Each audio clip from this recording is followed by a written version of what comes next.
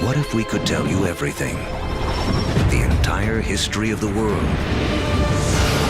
Now, what if we told you we could do it in just 2 hours? We're going to tell the whole story, from the Big Bang to the present day. How the planet prepared for the rise of man. How the Stone Age led to the steam engine. How the first seeds sprouted into cities and civilizations. Everything is connected, and the path leads to you. It took history 13.7 billion years to unfold. We'll show you everything you need to know in the next 2 hours.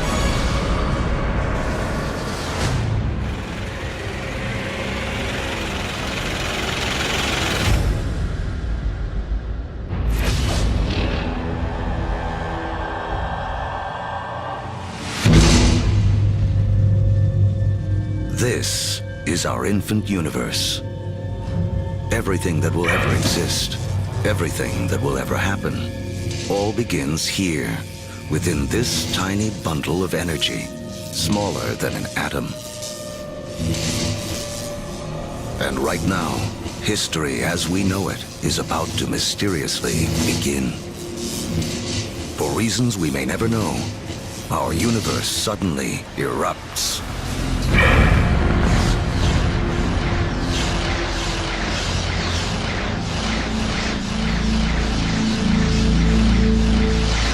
In a millionth of a millionth of a millionth of a millionth of a millionth of a millionth of a second, it went from a size smaller than an atom to bigger than a galaxy.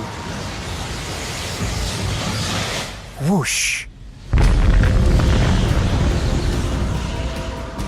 What you're seeing is energy, and it's one key to understanding everything that will unfold in the next 2 hours. Within a fraction of a second, the Big Bang creates all the energy that will ever exist. All the energy that will power the stars, that will fuel anything that ever lives. All the energy that you will ever consume dates back to the beginning of time. When you put gas into your car, you're tapping energy that was created during the Big Bang. You're tapping the energy of the universe itself.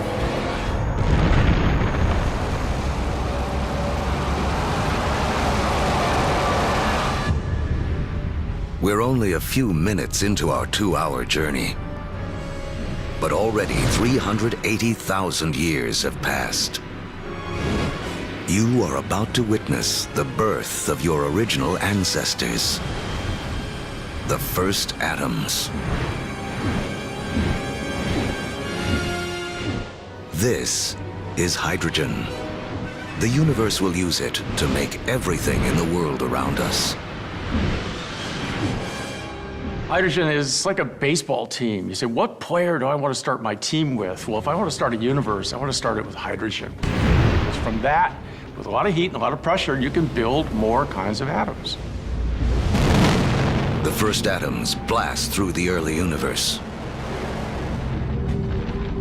And luckily for us, they don't spread out evenly.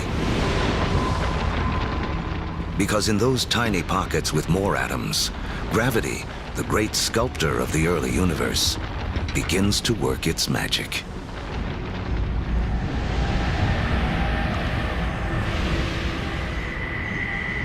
The first galaxies are beginning to form, revealing a timeless secret of the universe.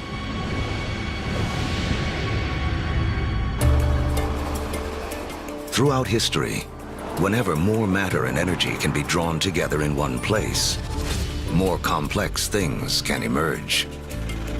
We have all of these urban centers around the planet where so much creativity, so much art, so much science, so much culture came about because of all these opportunities for things to interact with each other. Really, in a sense, where there is stuff, new stuff can develop, and where there isn't anything, nothing much can develop.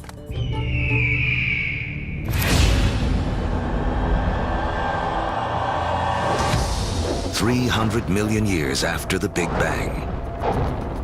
Inside of forming galaxies, gravity continues to squeeze together clouds of gas and dust, causing pressure and heat to violently rise. When the temperature reaches 18 million degrees Fahrenheit, hydrogen atoms slam together, creating a new element, helium, and radiating bursts of energy. The first stars are born. Suddenly, there were these new beacons of light shining forth, pouring energy into the universe. Let there be light. But something is missing from this early universe. There are billions of stars, yet not a single planet. To form planets, and eventually people, to take the next leap that would make all of history possible, the universe needs more to work with than just hydrogen and helium. The complicated elements, the heavier things that we build stuff out of, for example, iron or life built out of carbon and things like that, they're actually manufactured in stars. We may see stars like our own sun as sources of light, but there is something bigger happening deep inside. Stars are element factories. They fuse hydrogen into helium, helium into lithium, forging 25 of the most common elements we'll need to live, including carbon, oxygen, nitrogen, and iron. So, more than 12 billion years ago, stars are already creating the element that will spur the Iron Age, allow for the building of cities, and the creation of some of mankind's most famous monuments. But a look at the Statue of Liberty reveals the next challenge awaiting the early universe. While the statue's frame is iron, her skin requires an element too heavy to be made in stars.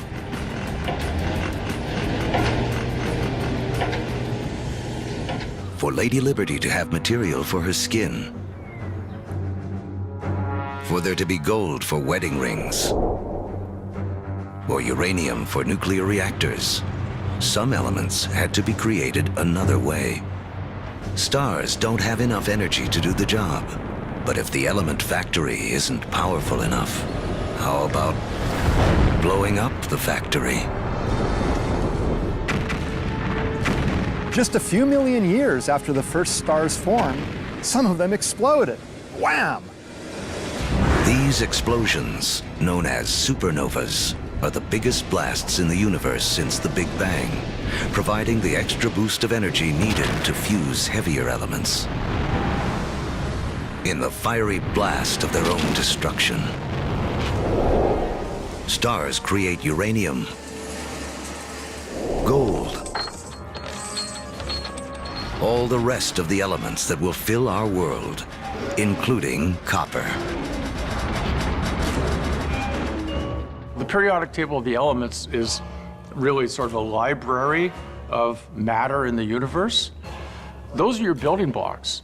Everything is coming out of that particular chemistry set.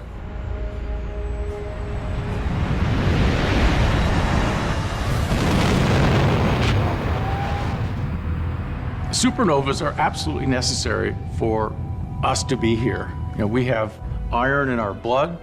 We have little bits of old supernova, therefore, just floating around through us. We are all stardust. Copper and tin, Bronze Age. Without supernovas, there's no Bronze Age. Go to any supermarket and buy a multivitamin. And go and look in the ingredients. You'll find copper, you'll find zinc, you'll find selenium, you'll find all sorts of elements that can only be made in a supernova. The elements made by stars will become the seeds of life on Earth and the drivers of human history. But the journey has just begun. Before there can be life, the universe has to build us a suitable home. To build a proper house, you have to assemble the right materials all in one place. Now, when planets form, It's the same thing. It's the materials that you have at hand that's going to dictate the kind of house that your planet's going to be. To get enough of the right material in the right place, all at once, takes a very long time. Over the next 8 billion years, more than half of history as we know it, the element factories continue their work. Stars explode and are reborn. Each generation with more heavy elements than the last. Until 4.6 billion years ago. Finally, there are enough materials gathered for the next step on the path to us.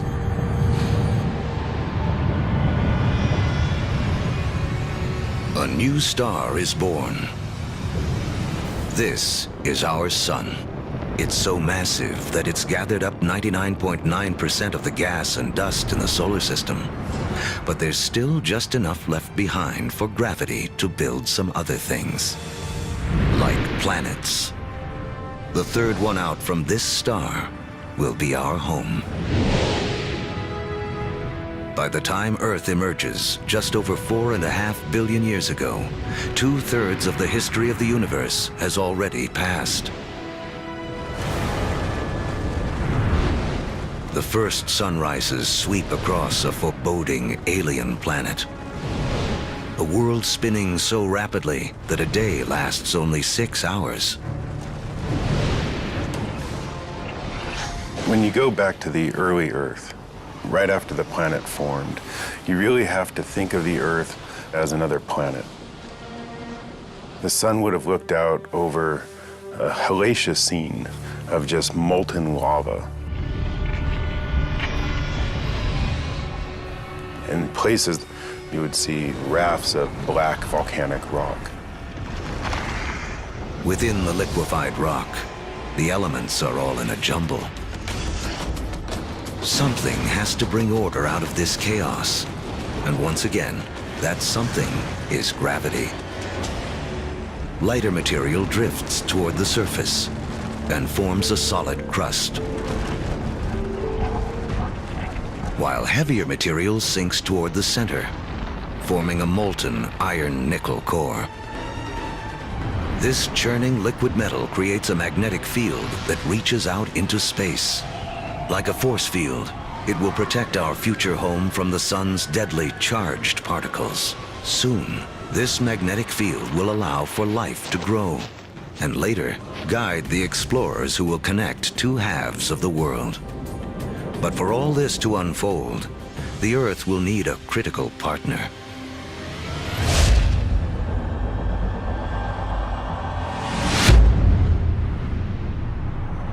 Four and a half billion years ago, an object the size of Mars smashes into the planet at 25,000 miles per hour.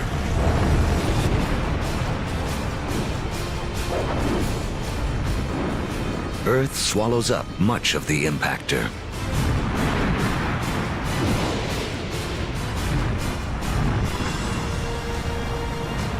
But a spray of molten debris is whipped off into space. Within as little as a year, gravity gathers this debris into a secondary sphere in orbit around the Earth, where it has been ever since. The formation of the moon was an incredibly important event in Earth's history. And in fact, its creation over 4 billion years ago is really important to the Earth's climate today. The moon keeps Earth steady. Its gravitational pull prevents the planet from wobbling, saving us from wild climate swings. And the collision that formed the moon leaves Earth tilted on its axis, giving the planet a key ingredient to life: seasons. Having seasons is very, very important for the evolution of life on the Earth. And having some stability in the tilt of those axes, that's very, very important also for maintaining life on the Earth.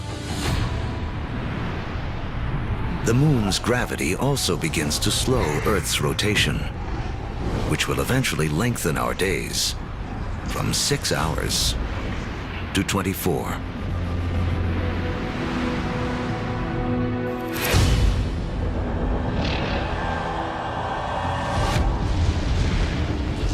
4.4 billion years ago. It's too hot on Earth for liquid water to exist, but there's water vapor, steam in the atmosphere. The trick is how to get it out of the sky onto any world where you hope to have life. A little rain must fall.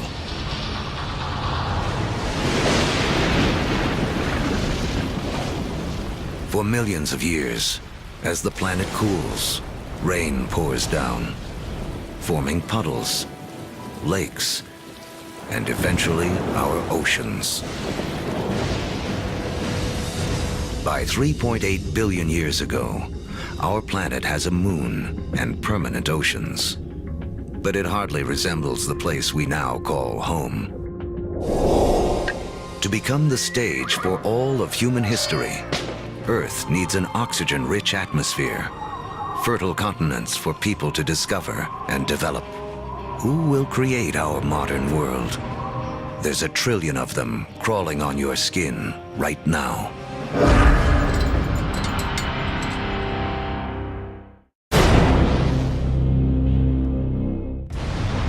We're telling the history of the world in 2 hours, from the Big Bang to the present day. And our modern world holds important clues to the story. In fact, structures like this hide a mysterious link to the first life on Earth.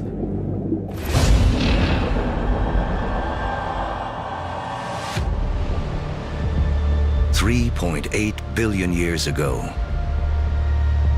beneath the surface of our primeval oceans, a revolution is taking place. 6 simple elements, including hydrogen from the Big Bang, and oxygen, carbon, and nitrogen created by stars, have combined to form the key substances that will make up all life, including us. The most spectacular is DNA. Within its spirals hide the secret codes of life. 700,000 years after the planet first formed, life on Earth begins. We stand not on the shoulders of giants, but of tiny organisms, bacteria. We're very egocentric. We think that we animals run the world, but in fact, we are very late entrants. It was an empire of bacteria long before animals. Animals come along, and we like to think that we wiped out that empire. Well, we would be dead if we wiped out that empire.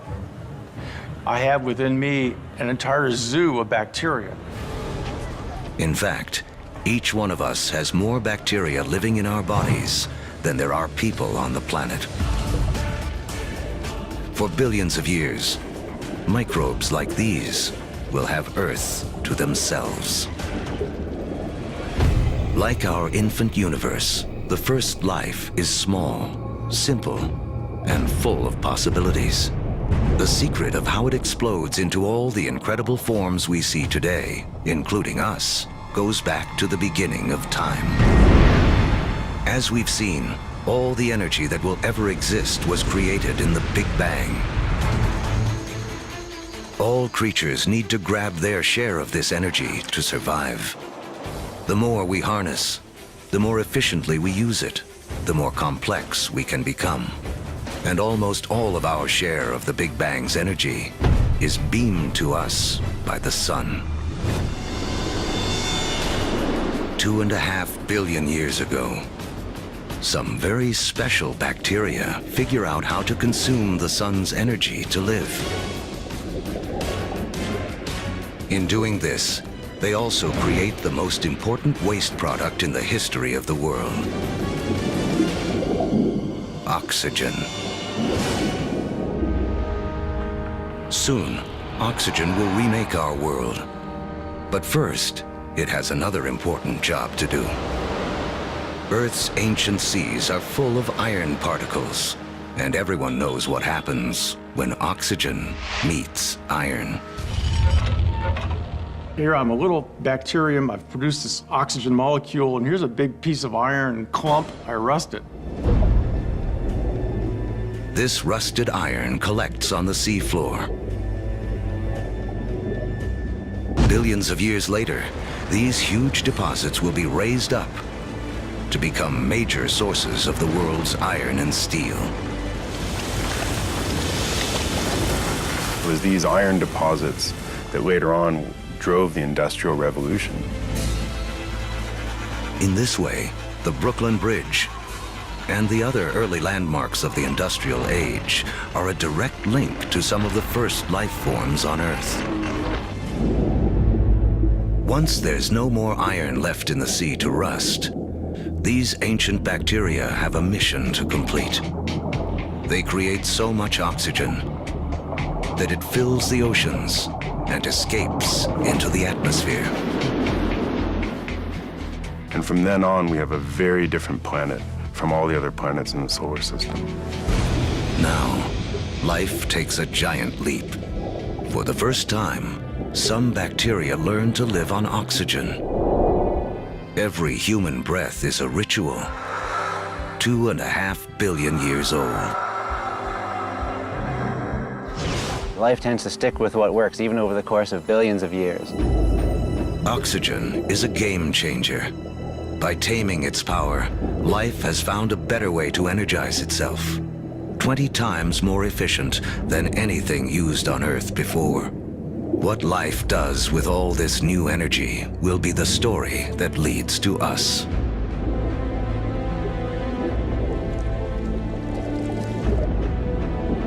Over the next 2 billion years, life becomes more complex. Skies become blue, and so do the oceans that reflect them. Large, solid continents appear. Earth is beginning to look more like the place we now call home.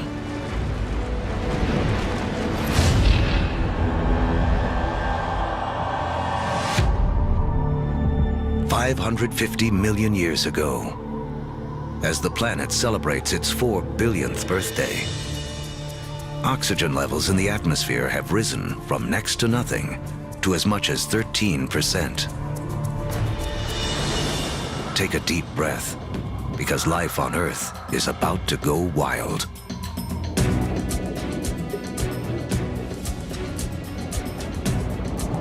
This is the Cambrian explosion, biology's version of the Big Bang.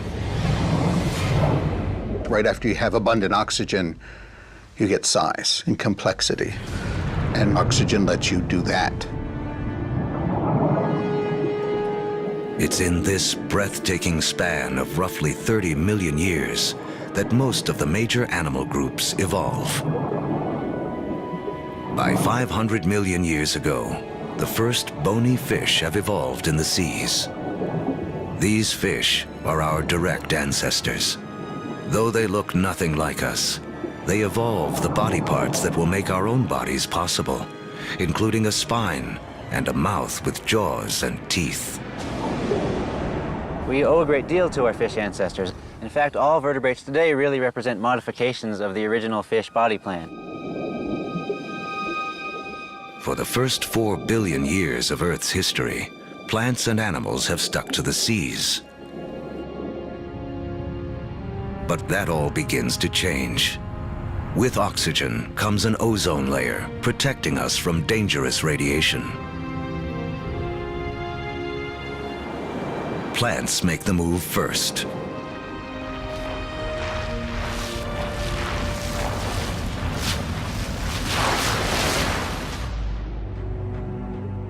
Around 400 million years ago, animals are ready to take the leap. Among the first ashore are the amphibians, whose descendants will include us. The most amazing thing about animal evolution ever, for me personally, is that moment that first amphibian walks out of the primeval ocean onto land and takes a big gulp of air. Kind of like great-great-great-great-great-great-grandpa coming out of the ocean and seeing this fantastic world. And it's like, hey, I can live here. Look at those trees, look at those bugs. There's food here, I can do this.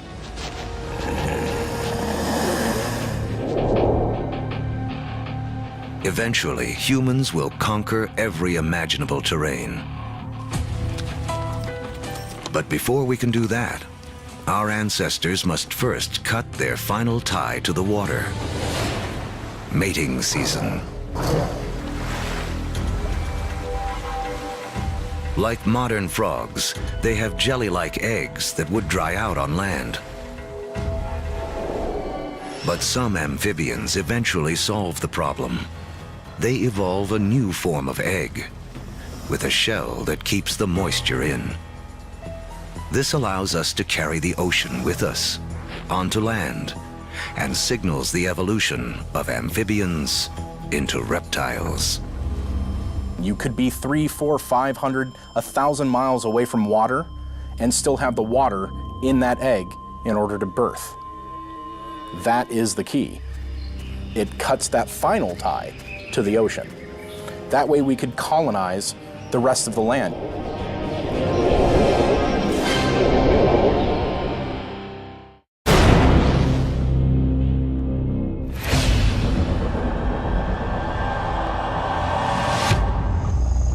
$300 million years ago, life flourishes in massive tropical swamps where planet Earth is cooking up a surprise. As plants die here, they are buried, compacted, and cooked. Energy created in the Big Bang and radiated by the sun to plants on Earth is now locked away underground as coal, a gift to be opened by human beings millions of years in the future.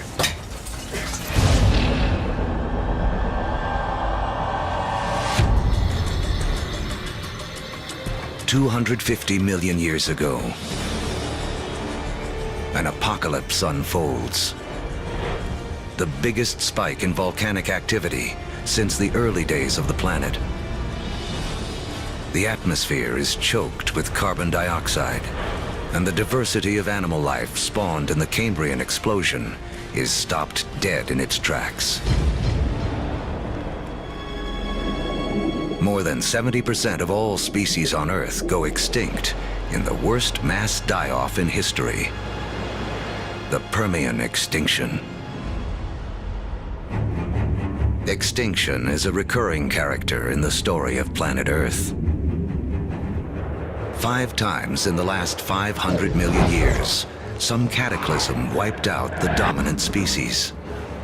It's a reshuffling of the deck that allows new creatures to take hold. New creatures like the dinosaurs. Dinosaurs will reign for the next 160 million years. During that time, the first hardwood forests appear. And after more than 4 billion years, the moon's gravity finally settles Earth into a 24-hour day. At the start of the dinosaur era, the continents are clustered together into a single landmass we call Pangaea. But now, they start to break apart.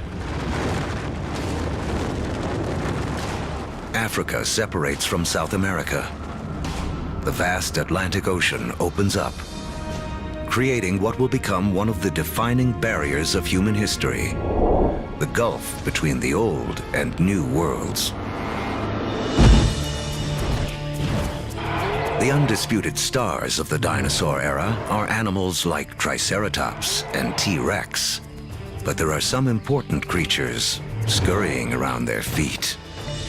If we were to trace our lineage back far enough, we would come to really small shrew-like mammals surrounded by these titans of reptile life. During that time, mammals, we were living on the fringes. We were maybe stealing dinosaur eggs, maybe just eking out an existence. So the dinosaurs kind of held us back. The biggest headline of the history of dinosaurs, which is 160 million years, is that we lost. Mammals lost. We couldn't get much bigger than a small cat. For 160 million years, all the medium-sized, medium-big, big, gigantic, and stupendous animals were dinosaurs. For that whole time. They beat us fair and square. But the deck is about to be reshuffled.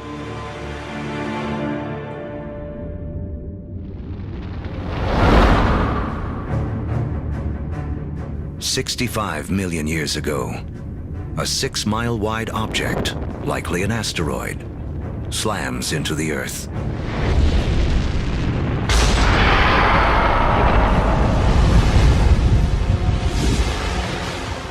A dust cloud blocks out the sun.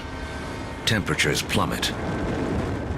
Every creature on land weighing over 50 pounds goes extinct.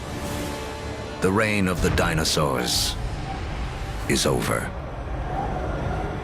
The greatest gift that the dinosaurs ever gave us was dying. When they went extinct, it gave the mammals time to rise. It doesn't take long after the disappearance of the dinosaurs for the first true primates to appear.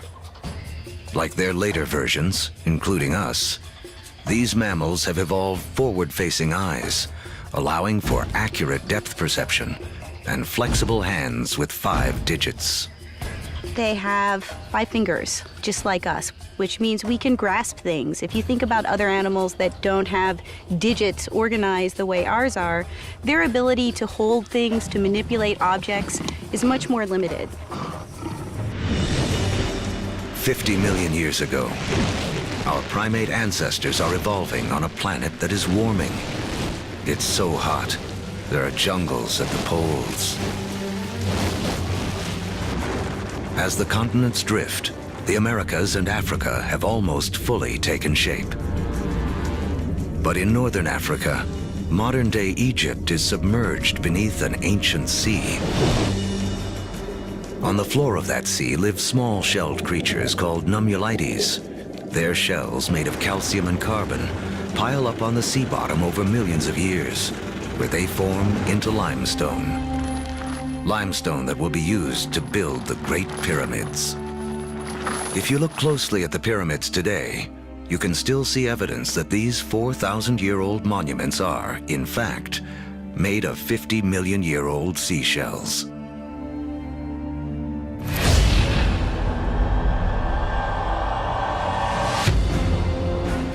By 10 million years ago, Earth is morphing into a world most of us would recognize. The Colorado River is carving out the Grand Canyon. Mountain ranges like the Himalayas have arisen.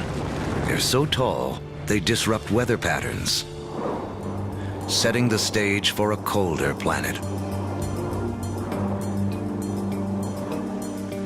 The Isthmus of Panama emerges to connect North and South America, cleaving the connection between the Atlantic and the Pacific, disrupting ocean currents and tipping the world even more towards an ice age. With the planet getting colder, our primate ancestors hang on in the tropics. But a new creature is coming in that threatens to destroy them.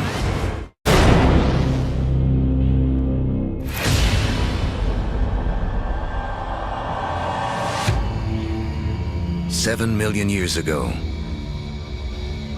our primate ancestors lived safely in the trees. But their neighborhood is about to be invaded. This newcomer will have as profound an effect on human history as any other living thing on Earth. It seems almost impossible to believe, but one of the most important things that will lead to the emergence of us is the emergence of grass. The grasslands appear almost simultaneously around the world. We get the African savannas. We get the Eurasian steppelands. We get the North American prairies. We get the great grasslands of Argentina, appearing simultaneously around the world. In eastern Africa, Grasslands invade the traditional woodland habitat of our ape ancestors. With fewer trees and greater gaps between them, our ancestors have to adapt. Apes would notice that there's more and more apes in the same tree and less food, increasing incentives for apes to go from one patch of food to a different one separated by grasslands. Now, one way to do it is to run like hell. The other way to do it is to extend one's food sources into the grasslands and seek out the foods that are available there. And so, some apes make the move down into this stark new habitat. It's a landscape better suited to primates that can walk on two legs, keeping their heads up above the tall grasses to watch for predators. Standing on 2 feet is a revolutionary advance because it frees up our hands. Hands we will need to shape human history.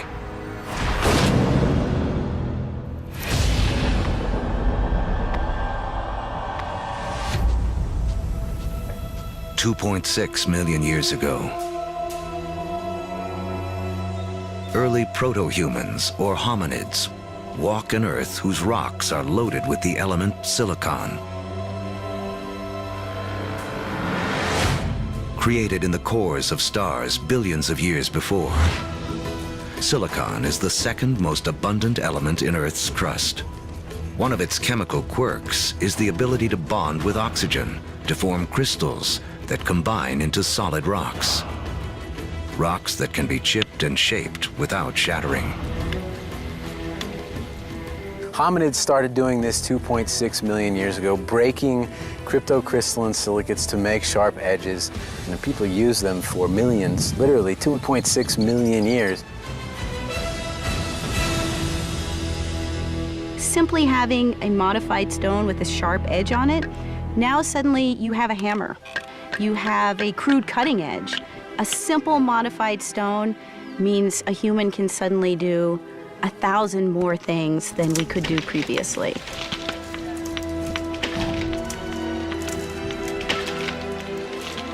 That little extra bit of technology enabled our ancestors to persist and eventually turn into us. Silicon launches the first technological revolution, the Stone Age. Millions of years after it powers our first handheld devices, another chemical quirk of silicon will make it the height of technology once again. The next leap towards becoming truly human relies on a little-known secret of our home planet. In the known universe, it turns out Earth may have a rare and special power.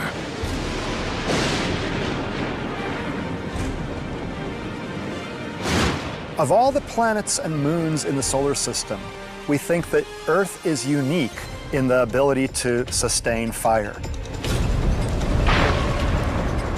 Other planets and moons have lightning and lava.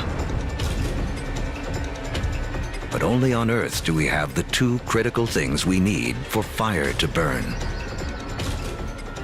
A vast fuel supply in the form of plants and trees, and an atmosphere full of oxygen to fan the flames. If fire wasn't a possibility, you'd have nothing like us running around. Homo sapiens, they made a world with fire.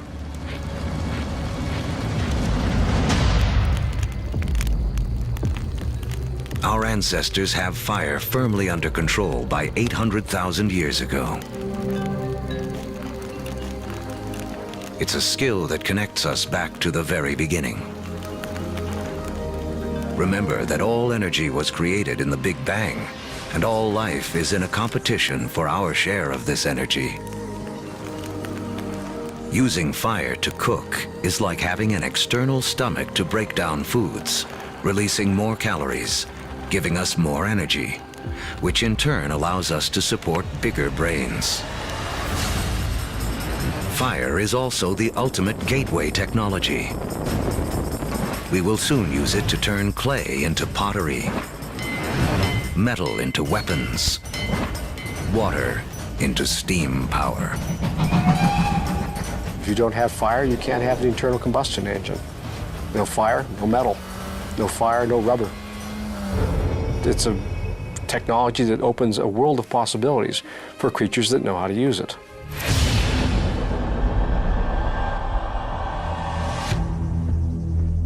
$200,000 years ago, the modern human has fully taken shape. The larynx, or voice box, which is high up in the throat in our ancestors, descends. More complex sounds are now possible. We begin to speak. For the first time, information can be shared between individuals and across generations.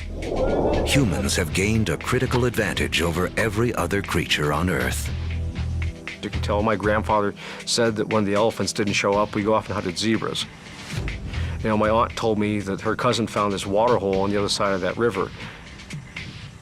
And we can all benefit and we can all understand what they mean when they're describing what they found out on that landscape. Language changes humans from being like standalone computers to being networked computers, where you can share information. You know, one doesn't need to depend on one's own personal experience. One can borrow the personal experience of anyone with whom one can communicate. That's a powerful advantage. No other creature has that. As a species, humans become exponentially smarter. The global game board has been set, and we are now ready to play. 100,000 years ago, man can move. We have agile hands and primitive tools. We can communicate and control fire. We are finally ready to expand out of our African home. On a path millions of years in the making. Shifting continents have linked Africa and Eurasia into the largest contiguous landmass on Earth, Afro-Eurasia. 33 million square miles, more than twice the surface area of our entire moon. For early humans, this means more than half the land on Earth can be reached on foot. Human dispersal was a crucial game changer. We are one of the few primates that live on more than one continent simultaneously. So what that means is that we're better insulated from the kinds of things that cause big mammals to become extinct than other primates are. It's extinction insurance. Dispersal is extinction insurance. But just as the world begins to open itself up to man, the planet turns on us. An ice age begins. Now the planet will test us like never before. By 50,000 years ago, glaciers begin to advance down from the North Pole. At the same time, humans continue their conquest of the globe, arriving in China and Australia. By 30,000 years ago, Homo sapiens reach Europe for the first time. By 20,000 years ago, with the ice nearing its most extreme, the march of man reaches the frigid tundra of northeast Siberia. Despite the trials of the Ice Age, man endures and develops the last skills we will need to be truly human. The clues lie in these symbols. We have taken an intellectual leap to think beyond the here and now, beyond what is simply needed to survive. We can only start saying we have an organism that is human, that is the same as us, when we start seeing evidence of symbolic thought. It's when we start seeing a picture of a cow that everybody will recognize as the picture of a cow. Because only when we start seeing all of those things can we say that is a human. People or creatures that think like us, that see the world in the same way as us. And from that moment on, human history was marked to be radically different to any other species on this planet. Now, with huge amounts of the planet's water locked up in ice, sea levels plummet by 300 to 400 feet. The last great barrier to the spread of man is erased. We come across the Bering Land Bridge from Siberia to North America. We are telling the history of the world in 2 hours, and in just 1 hour, more than 13 billion years have already passed. These years of preparation have allowed man to finally emerge and spread out across the planet. And human history as we know it can truly begin.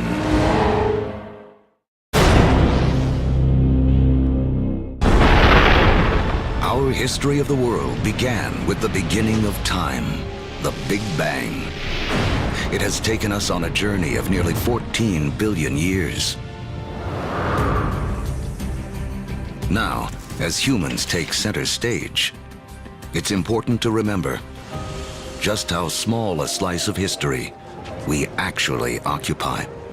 To make things simple, imagine compressing 14 billion years of history down to just 14 years. On this scale, the Earth would have existed only for the past 5 years. So that's about a third of the history of the universe. Large, complex creatures would have developed 7 months ago. On this scale, dinosaurs went extinct only about 3 weeks ago. The entire recorded history of humans would span only the last 3 minutes. Modern industrial societies, the Industrial Revolution effectively, 6 seconds ago. What this shows me is that we humans have been around for only a very brief instant in the recorded history of the universe.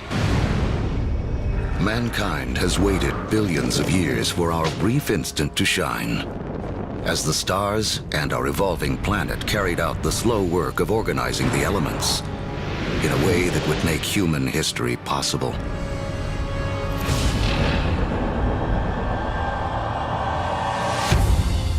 It's 10,000 BC, less than 100,000 years after expanding out of Africa. Man has reached South America. Humans have met the adversity of the Ice Age head-on, and rather than die off, we have adapted, become even more intelligent. And now we have colonized the entire globe. From coast to mountaintop. From tundra to desert. Humans are there. Our closest living ancestors, chimpanzees, live in the tropics. They only live in the tropics. Humans have managed to colonize the entire globe. Ice Age land bridges allowed man to spread around the world. But now the ice begins to melt. And sea levels rise again. Humans are trapped and separated in 2 vast and unconnected hemispheres. Each pocket of humanity left to make the best of what it has been given. As the glaciers recede, they carve out lakes, rivers, and bays. The map as we know it emerges. In Africa, increased rainfall causes Lake Victoria and Lake Albert to overflow and form Egypt's Nile River. In Eurasia, other rivers emerge. The Tigris and Euphrates in Mesopotamia, modern-day Iraq. The Indus in modern-day Pakistan, and China's Yellow and Yangtze. These river valleys become critically important for how human history will now be played out following the retreat of these ice sheets. These are the river valleys whose waters and fertile soils will allow the first seeds of civilization to be planted. With temperatures warming after the Ice Age, plants and animals are more plentiful, and man can finally choose to stop moving. Permanent settlements begin. Populations grow,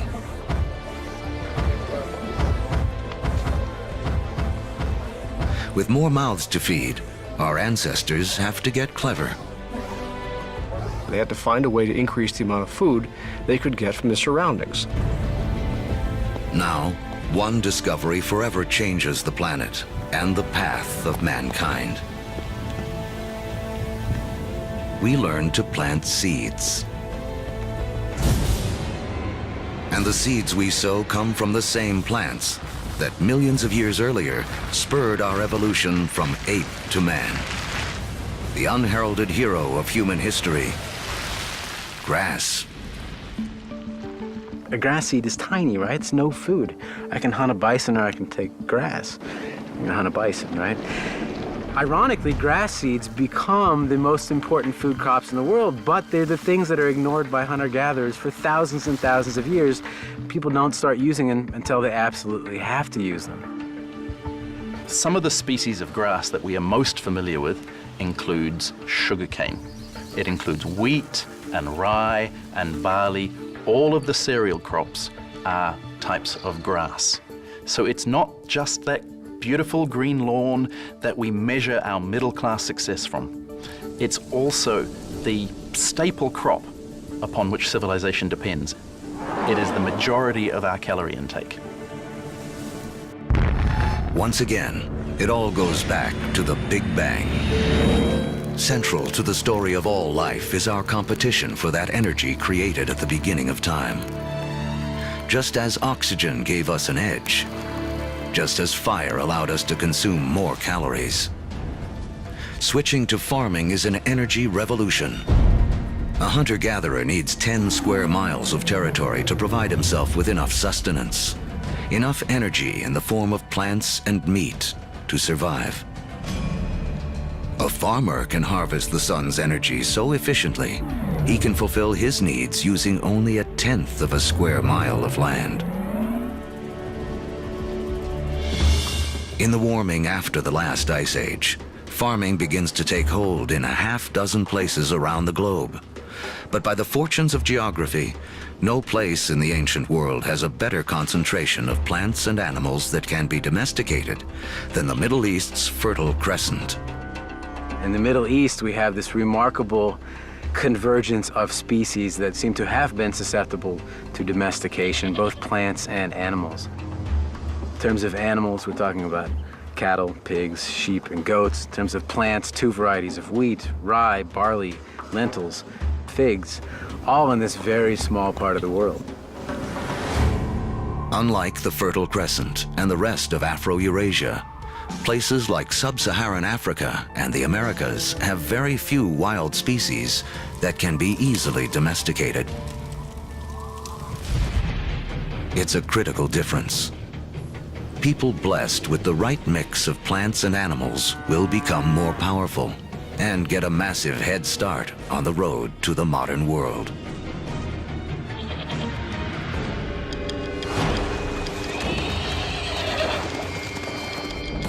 One animal that gives any human who can tame it an almost unbeatable edge is the horse. It's a little-known fact that although horses first evolved in the Americas, they died out there along with many other large mammals around 10,000 BC. There were at least 3 species of Ice Age horses in North America, maybe more. Some as small as ponies, some as big as Clydesdales. And they had evolved in North America for 40 million years. They're part of the whole history, and then they're gone. They're gone. These powerful potential allies disappear before they can be used by the first North Americans. Fortunately, before that happened, large numbers of horses escaped back across the Bering Strait land bridge and spread out across the great grasslands, the steppe lands of Central Eurasia. A narrow escape that had a profound effect on human history. Around 4000 BC, nomadic people in Central Asia learned to tame them for the first time. Domesticated horses will be harnessed across Eurasia, advancing everything from work to warfare. Perhaps no other animal has had a bigger influence on the course of human history. And the circle wouldn't be complete for another 5,000 years when Christopher Columbus would bring horses with him on his second voyage to the Americas. His horses would be the first to set hooves in the Americas since the Great Die-Off over 10,000 years earlier.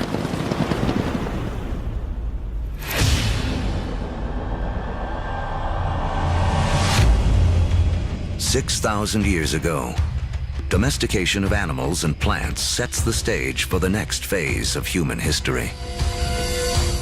Like clouds of interstellar dust gathering in material to form stars, a type of gravity is at work as places like Sumeria, located in part of the Fertile Crescent known as Mesopotamia, draw in people, support large populations, and spin up into centers of power and innovation.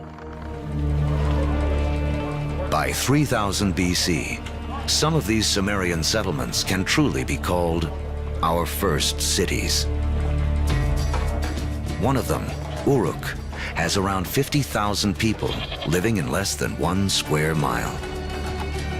A population density that rivals modern-day New York City. Humans have become so efficient at deriving energy from domesticated food that this land area, which would have supported only a single hunter-gatherer, now can support thousands. But a change in diet also triggers a new dependence. Once you move to agriculture, you are depending for 80–90% of your calories on perhaps 1 or 2 species. In the case of the Middle East, wheat and barley. In the case of wheat and barley, they both ripen at about the same time. Humans have to gather the seeds at the same time. So now we have our food for the year that has arrived in one hit. It's like getting your salary paid once a year. You need to record it, you need to plan, because if inevitably your crop fails, you have famine, and you're not going to have another go for another 12 months.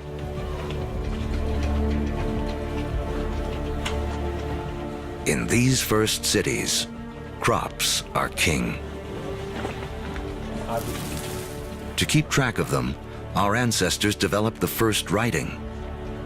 To protect them, the first armies. And to administer them, the beginnings of politics.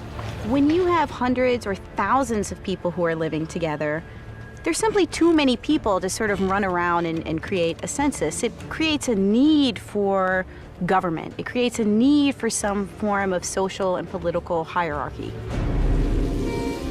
Planting seeds has set man on a new path. Settlements have grown into cities.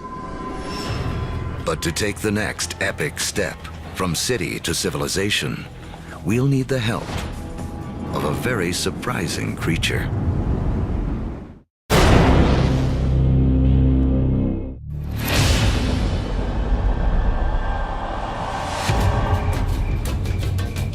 "5,000 years ago, after wandering the earth for more than 100,000 years, mankind has begun to settle down.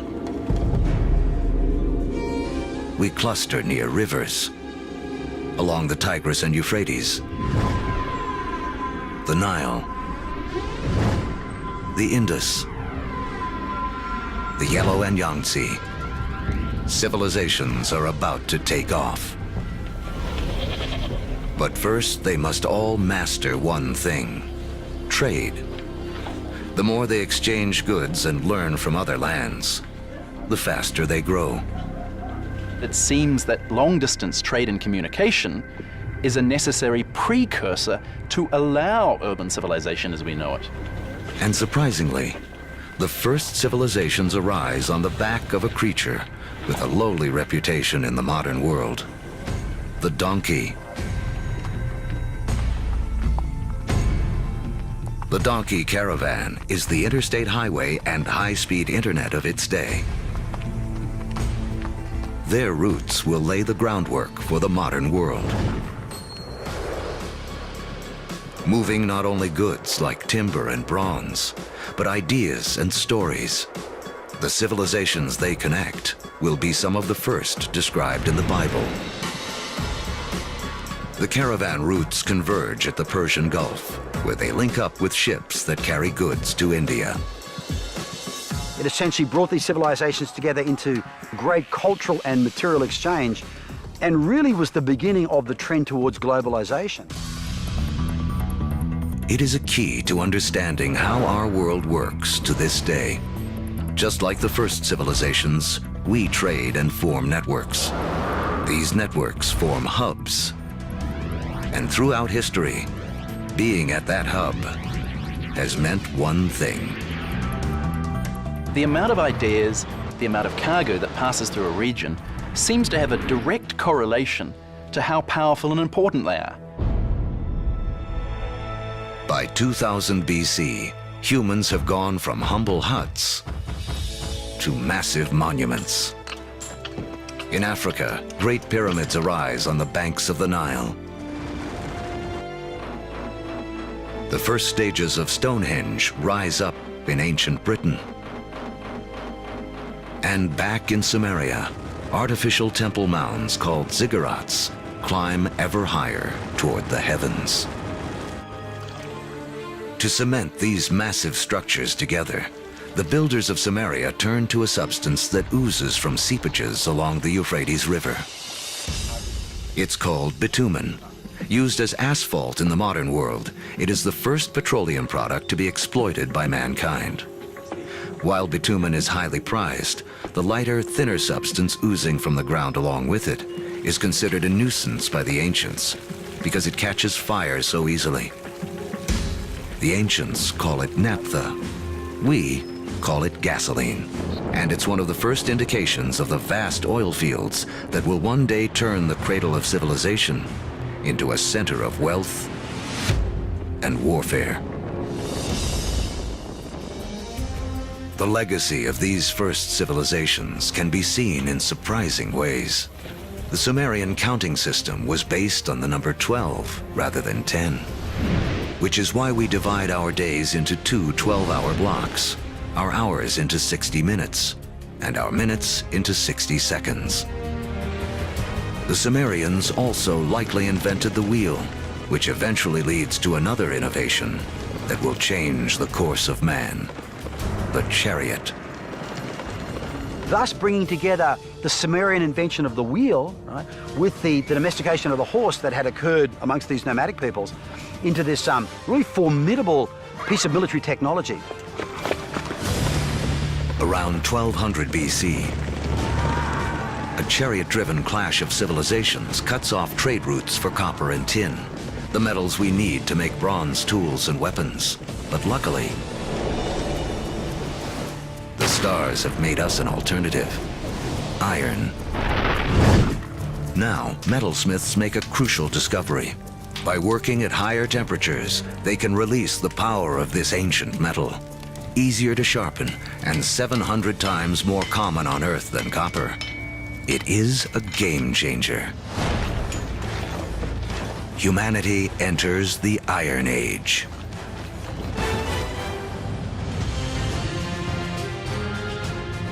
As we reach the first millennium BC, history has taken us on a wild ride. From the initial blast of the Big Bang to the formation of Earth and its first creatures, and the rise of man. We've seen the Ice Age create bridges to spread mankind around the world, then strand us on different continents, leaving us to survive on what we have at hand. So by 1000 BC, the world remains a divided place. The trade network that connects much of Eurasia and North Africa doesn't yet penetrate the planet's driest deserts or cross the vastest oceans. Cut off by geography are people in places like sub-Saharan Africa and the Americas. With few easy-to-domesticate plants and animals of their own, they remain tied to more ancient ways of life.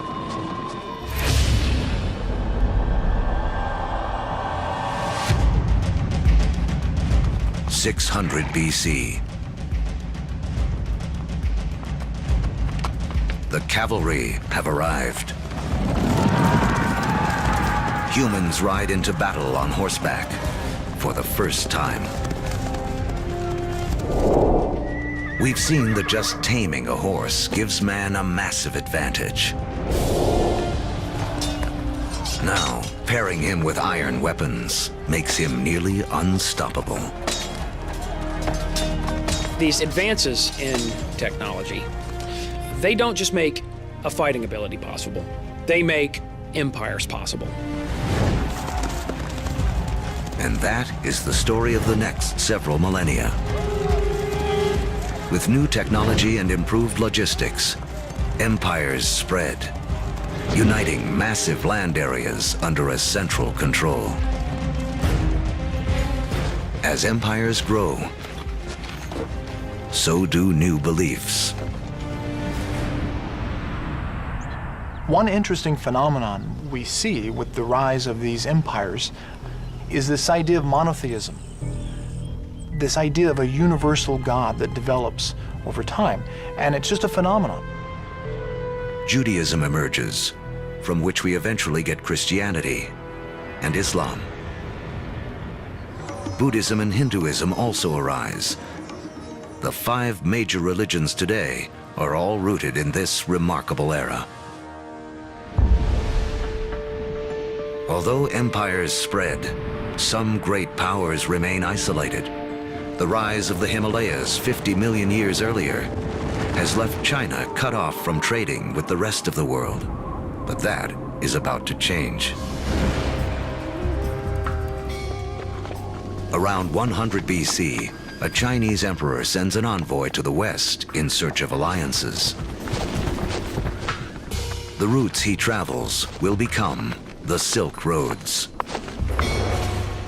a massive trade network that connects China across Central Asia to the Roman Empire. China has joined the world. As far as we know, no Chinese trader ever met a Roman, no Roman ever met a Chinese trader, at least during this first period of the Silk Roads. But this vast trade then began to explode. Between about 100 BC and about 200 AD, we have 3 centuries of trade and cultural exchange on a level that has not been seen before in human history. But this new human network also unleashes hidden dangers.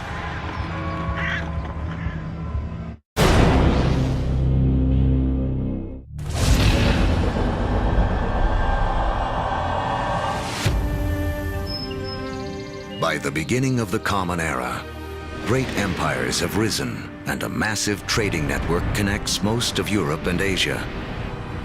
But the trade routes also carry an invisible threat. Disease. Massive epidemics that some blame for taking down both the Roman Empire and China's Han Dynasty.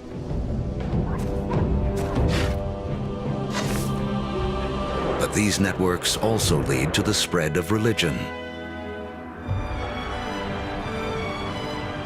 In 312 AD, the Roman Emperor Constantine converts to Christianity, paving the way for it to become the dominant religion of Europe and the West.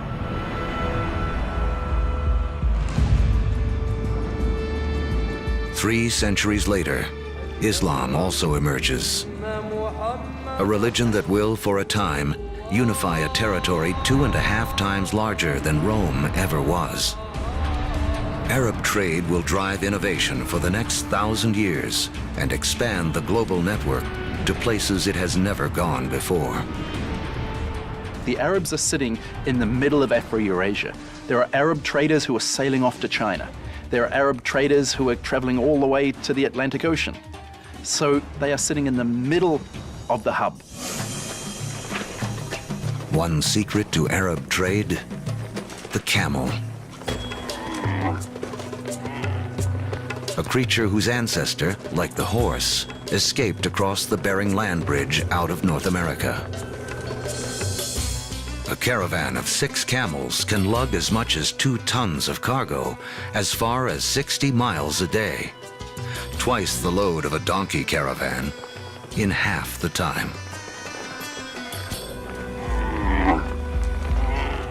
For the first time, camel caravans open up reliable trade routes across the formidable Sahara Desert, leading to the formation of the first states in West Africa. Arabic trade expands, moving salt from the Sahara to Rome, rice from Eastern Asia to India, the secrets of making paper out of China into Europe, and countless other inventions and ideas around the world. Where does our word for lemon come from? Where does our word for coffee come from? They're all Arabic, because the Arabs brought a huge number of food crops into Europe. Oranges, citrus crops, they come from South China. Yet they don't make it to the West until the Great Age of the Arabs. In Islamic North Africa, one Italian merchant named Leonardo Fibonacci becomes well-schooled in the ways of Arab traders. He picks up on a simple but ingenious counting system that originated in India but is used extensively in the Arab world. His writings will spread this knowledge to Europe and around the globe. With everyone counting the same way, business and trade will explode. And because of Fibonacci, people today still almost universally use the numbers known as Arabic numerals. But there is another idea Arab traders will spread, something even more influential. It originates in China around 800 AD. A Chinese alchemist in search of an elixir for long life instead stumbles upon chemistry that can bring sudden death. He combines carbon and sulfur with saltpeter, a compound made of potassium, nitrogen, and oxygen. Forged in the stars, these elements now come together to make gunpowder. The recipe for gunpowder eventually moves west across the Silk Roads to the Islamic world, where Muslim warriors use it to fire cannonballs at Christian crusaders.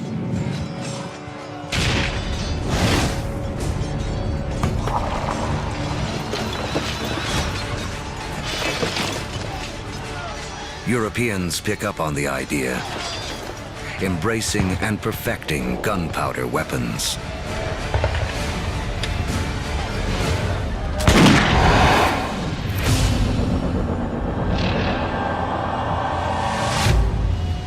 In 1492 AD.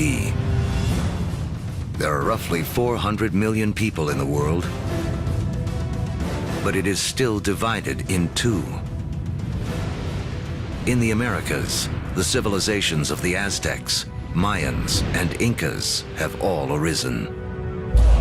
While halfway around the world, in the aftermath of the fall of Rome, Europe has cracked like an egg into individual states. For Italian-born Christopher Columbus, this means he can appeal for funding from a succession of European rulers. Until he finally convinces the King and Queen of Spain to back his expeditions. It has taken all of Earth's history to make Columbus's journey possible. For tacking into the wind, he uses triangular sails, a technology copied from the Arabs. To guide him, the compass, an invention from China. And guiding the needle, a magnetic field formed with the core of the planet itself. Although Columbus is looking for a new way to sail to India, what he does instead is finally and forever connect the two halves of the world. The voyage is not just significant in American history. As you'll see, it's a pivotal event in all of human history. Nothing will ever be the same.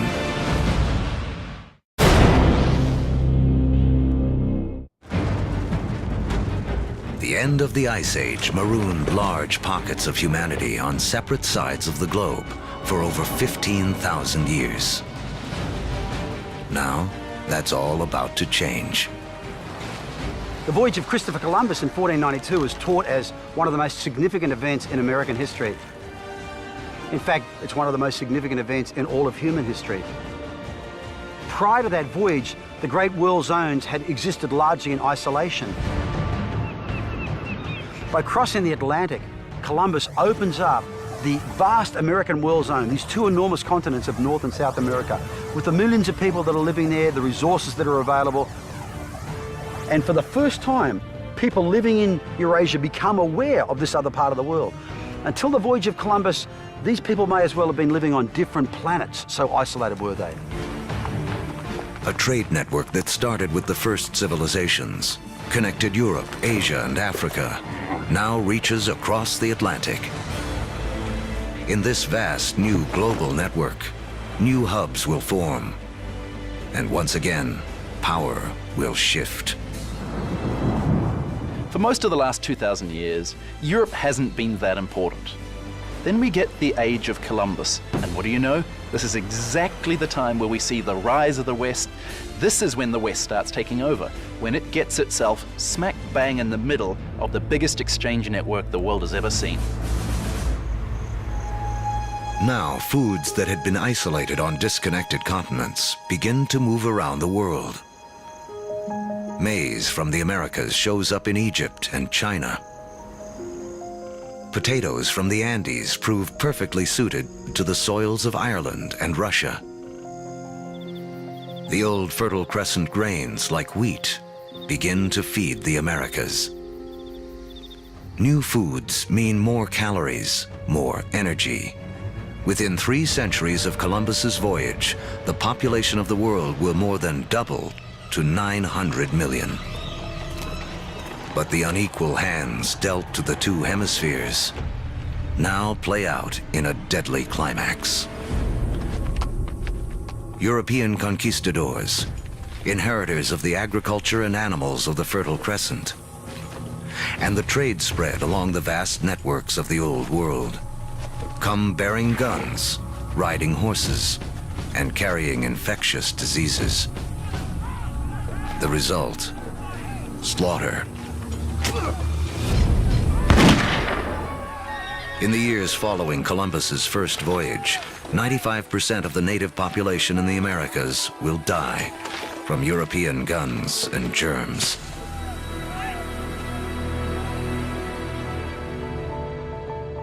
Once the hemispheres are connected, nothing can ever be the same. Take the incredible story of sugar. Chemically, it's the only source of fuel for our brains, a substance we are programmed to crave. Raw sugar comes mostly from sugar cane. Once again, a grass will play a central role in the story of mankind. First cultivated more than 6,000 years ago in Asia, Europeans discovered sugar in the Middle East during the Crusades and carried it home. Europe was hooked. But there's virtually nowhere in Europe where sugar can grow. Then we have Christopher Columbus and the discovery of the New World. And the Spanish conquistadors, yes, they initially are very interested in the gold and the silver, but really, they just want to make it rich. They don't care how they're going to make it rich. And once the gold and the silver has been looted, the next step is to open sugar plantations. The Spanish themselves don't want to work in the sugar plantations. They start looking around for a new labor force. And over on the other side of the Atlantic, there is a place where they can buy slaves. And if we look at the history of slavery, the #1 destination of slaves from Africa are sugar plantations. So the history of sugar shapes the development of history through the Middle East, through the Crusades, through the conquest of Mesoamerica, and even the history of slavery from Africa to the Americas.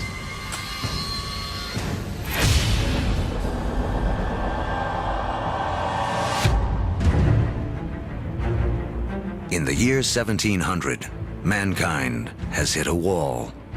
Most humans continue to live simple lives, more like our ancient ancestors than our own.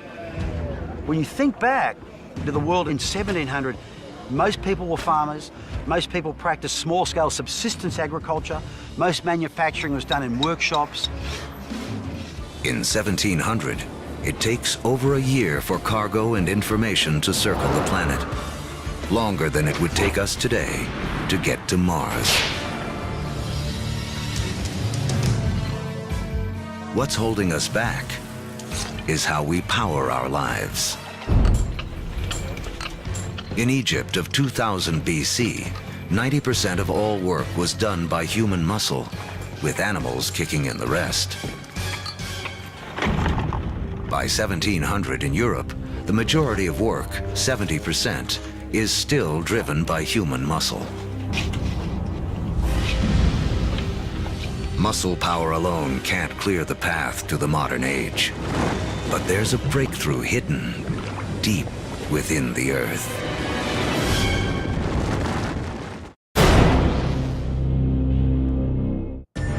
As our history of the world in 2 hours races towards a close, mankind has hit a wall. Human progress is stalled by the limits of our muscle. To break through, we'll need a new way to power our lives and the entire history of the world. Remember that billions of years ago, iron from exploding stars was gathered up into planet Earth during its formation. Thousands of years ago, man started using this iron for tools and weapons. To keep our forges burning, we began cutting down our forests.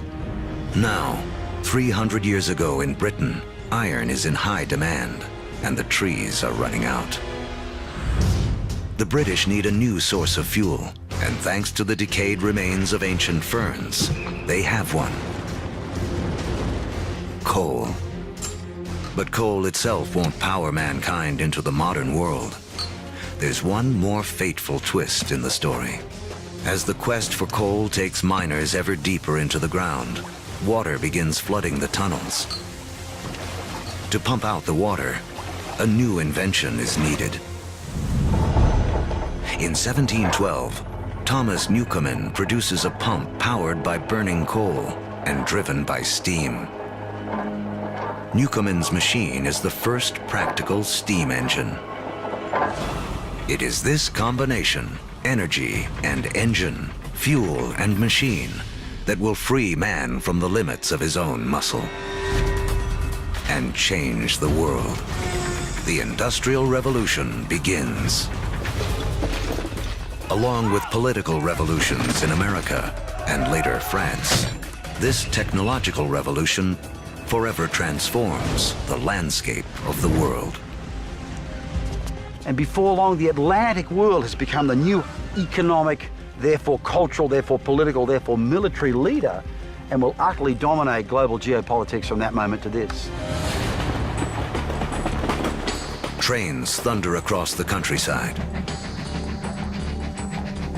By the 1870s, the internal combustion engine has arrived, and the Germans invent its killer app, the automobile. Oil, the substance which the ancients considered too flammable to be of any use, becomes the most important commodity on the planet, fueling even more innovation. The telegraph and telephone move messages at lightning speed. With electricity, mankind reclaims the night from darkness. The hub of power has shifted. In 1800, Europeans and their descendants controlled 35% of the land on Earth. By 1900, they control 85%. By the 20th century, fossil fuels and the internal combustion engine have amplified everything, including warfare. That technology meant that military power and military conquest was something that could be international in a way that it had never been before. In the 20th century, almost 3 times as many people are killed as a result of war as in the previous 2,000 years of human history combined. The application of the industrial skills, the industrial technologies of the 18th century reached their culmination, I think, with these extraordinary events. And it's all being driven again by the micro-fossilized bodies of organic entities that disappeared into ancient swamps millions and millions of years ago. The Industrial Revolution also allows the human population to explode.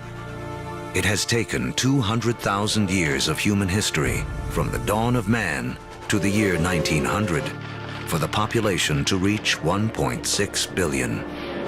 Now, within the 100 years of the 20th century, it nearly quadruples to more than 6 billion. The 20th century is the most extraordinary moment in human history. Never before have we seen change on such a scale.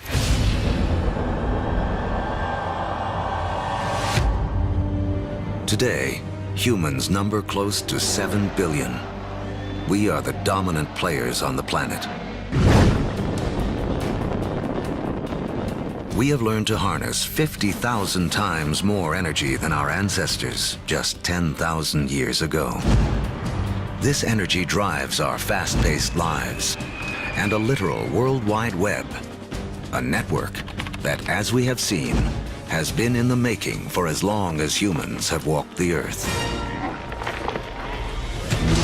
Our 2-hour story is coming to an end. A story that really began 14 billion years ago with a tiny universe where everything was all in one place. Then the Big Bang. All the energy that has ever existed created in an instant. Gravity sculpted our universe.